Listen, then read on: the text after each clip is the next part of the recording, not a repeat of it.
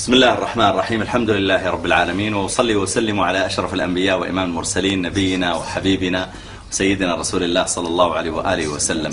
أيها الأحبة الكرام، أيها الإخوة والأخوات من أبنائي وبناتي من الطلبة والطالبات، أحمد الله عز وجل أن يسر هذا اللقاء معكم، وأسأل الله تعالى أن يجعلني وإياكم في هذا الشهر الكريم من المقبولين. أيها الأحبة الكرام، لا شك أن إدراك المرء لرمضان هو نعمة ربانية ومنحة إلهية، فهو بشرى تساقطت لها الدمعات وانسكبت لها العبرات. شهر رمضان الذي أنزل فيه القرآن هدى للناس وبينات من الهدى والفرقان.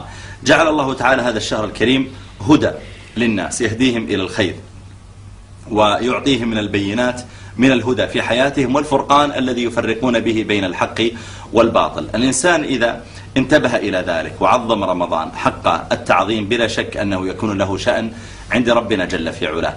الله سبحانه وتعالى أيها الإخوة والأخوات شرع رمضان لحكمة عظيمة. يقول الله سبحانه وتعالى: يا أيها الذين آمنوا كتب عليكم الصيام كما كتب على الذين من قبلكم. ثم بين الله عز وجل العلة والحكمة التي شرع لأجلها الصيام، فقال سبحانه وتعالى: لعلكم تتقون. والتقوى خشية مستمرة. التقوى هو أن يخشى القلب رب العالمين، وبالتالي يؤثر هذا على الجوارح. الصائم المتقي أيها الإخوة والأخوات هو الذي إذا صام قلبه صامت لذلك عينه وصامت أذنه وصام لسانه. من لم يدع قول الزور والعمل به فليس لله حاجة في أن يدع طعامه وشرابه. ما الفائدة أن أمسك فمي عن أكل الطعام وعن شرب الشراب وأن يفرغ بطني من ذلك أيضا، ثم بعد ذلك تبدأ عيني تنطلق في النظر الحرام وربما أذني أيضا وما شابه ذلك. إذن ما هو تأثير الصيام علي؟ ما هو تأثير الصيام علي إذا كان الصوم لم يؤثر في ولم يزد إيماني ولم يمنعني عن المحرمات؟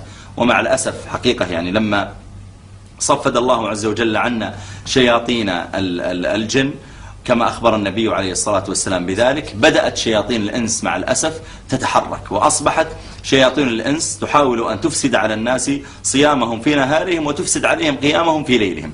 وبدأت عدد من القنوات تتنافس في إشغال الناس عن رمضان. يعني ترى أحيانا بعض الشاشات يضع في طرف الشاشة لوجو، يضع شعارا مكتوب عليه رمضانيات، وإذا نظرت ماذا عرضتم لنا في الرمضانيات، فإذا امرأة لابسة يعني لبسا سيئا وترقص وشاب ربما يرقص معه مكتوب رمضانيات. يعني هل يتشرف رمضان بأن ينسب إليه مثل هذا؟ يعني حقيقة نحن غسلنا أيدينا من أن نصلح أمثال هؤلاء من القائمين على هذه القنوات. وأنا أعرف عددا من هؤلاء، وبحكم مشاركتي في الإعلام مررت على عدد من هؤلاء. عدد منهم كبير إما أقوام لا دينيين، إما أقوام مسماه إسلامي، عبد الله وعبد الرحمن وعبد العزيز وأحمد ومحمد، لكن الإسلام منه بريء، لا ما ذكر الله بطرف ساعة ولا أعد لقيام الساعة، فهم قطيع كشويهات الغنم، والله ما يدرون لا عن صلاة ولا عن صوم، أصلا ما يصلي ولا يصوم. وأنا لا أتهمهم، أنا أعرف ذلك عنهم حقيقة، ولي مع بعضهم اتصال ومناصحة. ولا يهمه أصلا يعني تقبل منك الصيام ولا ما تقبل، هذا من آخر اهتماماته. لا يهمه هل سلم صيامك ولا ما سلم صيامك، لا يهمه ذلك أبدا. لذلك أنا أقول حقيقة لإخوتي وأخواتي، يعني الله جل وعلا له في كل ليلة عتقاء من النار. إذا أردت أن تعتق رقبتك من النار فلا بد أن تحسن ما بينك وبين الله سبحانه وتعالى، أن تحسن في نهارك، أن تكثر من الذكر، من التسبيح، من الاستغفار، من الدعاء. يا أخي ترجو النجاة ولم تسلك مسالكها، إن السفينة لا تجري على اليبس. كان أبو هريرة رضي الله عنه وأصحابه إذا صاموا جلسوا في المسجد يقولون: نطهر صيامنا، يعني نحفظ صيامنا من النظر الحرام والسمع الحرام.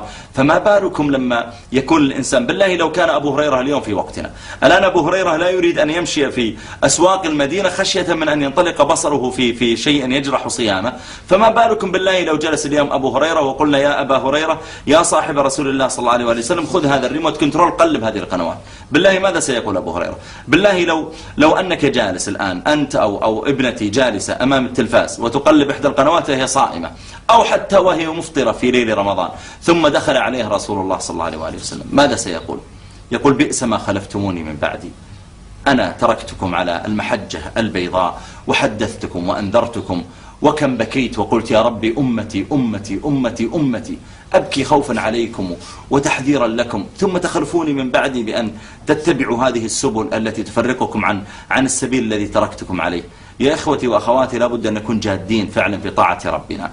أنا أعلم أن الشهوات كثيرة وأن الفتن جذابة، والنبي عليه الصلاة والسلام يقول لا يأتيكم زمان إلا كان الذي بعده شر من حتى تلقوا ربكم عز وجل. ويقول عليه الصلاة والسلام يأتي على الناس زمان القابض على دينه كالقابض على الجمر، بمعنى أن الإنسان لا تزال الفتن تزيد شيئا فشيئا. يعني قبل 30 سنة و40 سنة لم تكن مثل هذه الفتن موجودة، الآن بدأت تكثر، وبالتالي أجرك أنت اليوم وأنت تمسك نفسك عن هذه الفتن أعظم من أجر من لا يستطيع عليها. لذلك لما أخبر النبي عليه الصلاة والسلام أصحابه أن الأجور عظيمة لمن كان متمسكا في آخر الزمان، قال بعض الصحابة، قال عليه الصلاة والسلام للعامل منهم أجر 50 منكم، يعني الصحابة. فسألوه لماذا؟ قال إنكم تجدون على الخير أعوانا ولا يجدون على الخير أعوانا. يعني في عهد الصحابة ما كان عندهم ستلايت وقنوات وإنترنت وأنواع من الفتن، وبالتالي كان الصحابي صحيح له أجر عظيم عند رب العالمين، لكن الفتن قليلة.